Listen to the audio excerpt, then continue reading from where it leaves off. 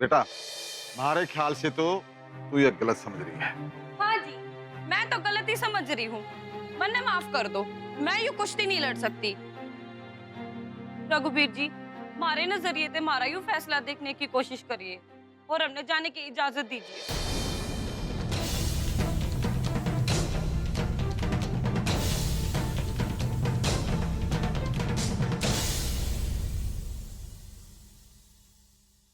ओ तेजी, जी बाबूजी।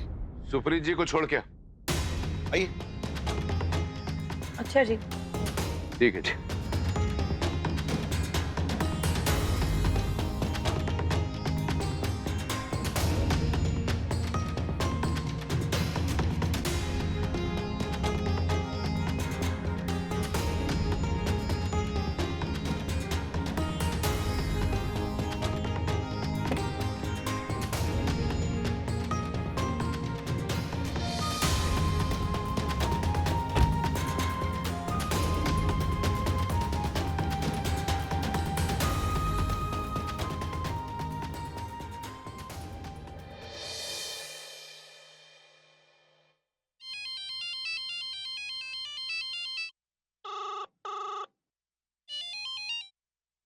हाँ माँ। अरे मैंने कल थारे को कितना समझाया था।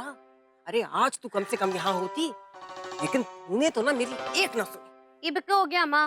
वो जो छोरी आई थी ना दंगल लड़ने अपनी बड़ों से, वो बड़ों को देख के डर गई। अरे वो छोरी तो मैदान छोड़ के भाग गई। हे भोलेनाथ, इब क्या होगा? हमारी बड़ों की तो थुत्तो हो जाएगी सारे सिरसा में। अरे यहाँ तो बड़ी भीड़ जमा है, अरे अपनी बड़ों का दंगल देखने। हाँ माँ, हमारे को तो यो समझ नहीं आ रहा, इब क्या करेंगे बाबूजी? बड़ों के सामने कौन उतरेगा कुश्ती में? यो तो है छोरी। अरे रघुवीर जी के सर पे तो परेशानी के बादल घूम रहे हैं छोरी, पता नहीं अब क्या होगा।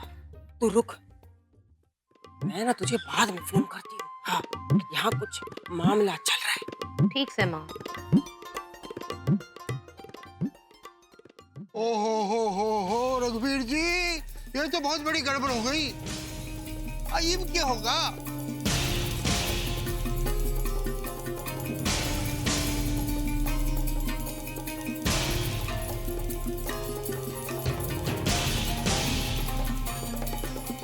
देखा, यही हो गए हैं। जब अपनी छोरियों को, घरा की बहू बेटियों को अखाड़े में उतारा जावे तो यही हो गए हैं। मने तो तरस आवे है कोमल बिटिया पे, बेचारी पहलवान बने खड़े के खड़े अखाड़े में रह गई।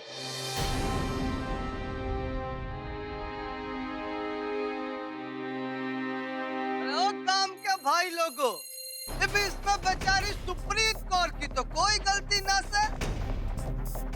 आखिरकार जब वो है 100 किलो की, तो इसमें कोई केक करेगा भला?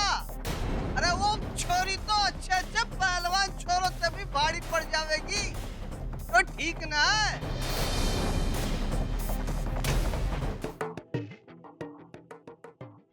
नाना जी, मैंने किसी भी कीमत पर यूं मंजूर ना से आप कोई दूसरी लड़की के साथ कुश्ती लड़ो।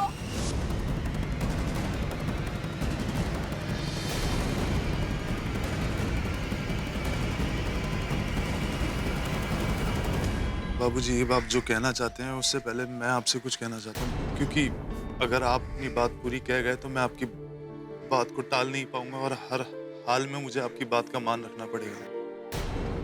बाबूजी, मैंने आजीवन बाल ब्रह्मचारिता का पालन किया। मैंने आज तक कभी भी किसी महिला को आंख उठाकर नहीं देखा जब तक कि हमारी शादी ना हो गई पिंकी जी के साथ। अपनी पत्नी के अलावा मैंने आज तक किसी को नहीं छुआ। बाबूजी, आपके कहने से मैं ये कुश्ती के मैदान में कुश्ती लड़ने के लिए उतर जाऊंगा बाबूजी, लेकिन बजरंगबली की कसम खा के कहते हैं बाबूजी, हम लड़ ना पाएंगे। तो मने माफ कर दीजिए बाबूजी।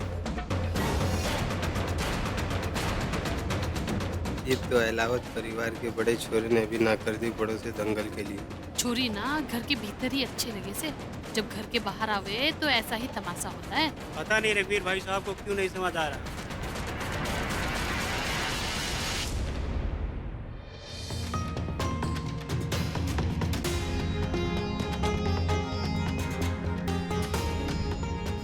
कुछ भी हो जाए, पर भाभी जी के साथ हम दंगल लड़ने का सोच भी ना सके।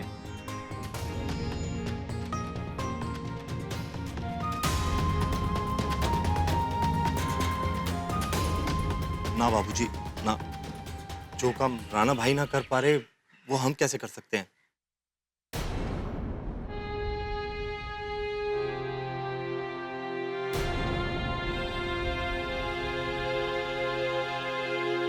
मालती, तने कुछ नहीं कहना के हमारी बहू और उसकी इज्जत दोनों की दोनों दांव पे लग गई है अखाड़े में।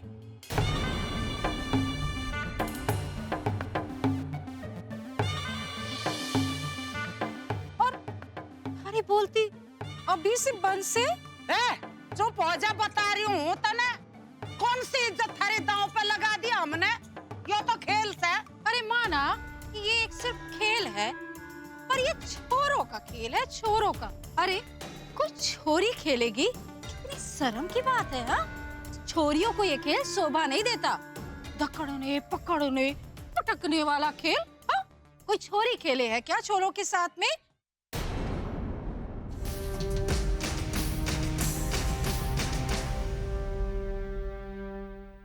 रहने दो भाभी। क्या रहने दे, बोले जा रहे हैं कतक। बस भाभी, अब कहने सुनने का कोई फायदा ना है।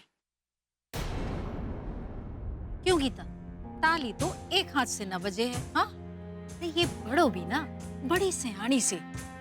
अरे इब अगर ससुर ने बिना सोचे समझे ये बोल दिया कि चल कुश्ती लड़, तो वो भी कूद पड़ेगी अखाड़े में। हाँ, बेशर्मों सी।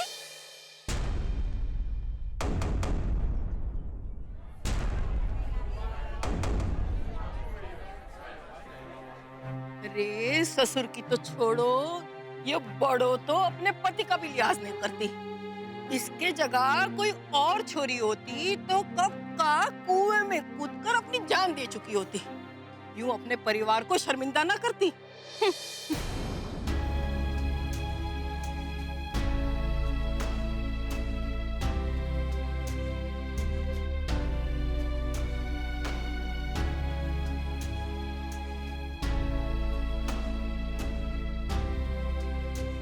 रघु,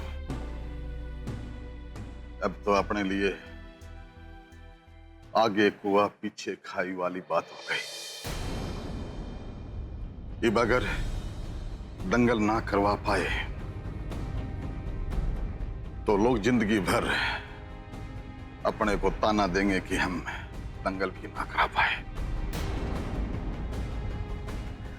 सिर्फ मारे को ये ताने ना सुनने पड़ेंगे, बल्कि अपने आने वाली 7 पीढ़ियों तक ये ताने सुनने को मिलेंगे। कोमल बेटा को अगर दंगल में उतारा तो लोग कहेंगे कि एक छोरी को छोरों के साथ दंगल करवा दिया।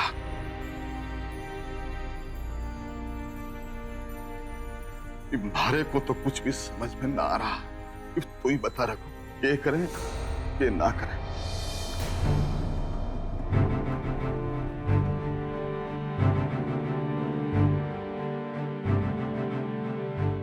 भाई साहब, आज जिंदगी में पहली बार अकेलापन महसूस हो रहा है।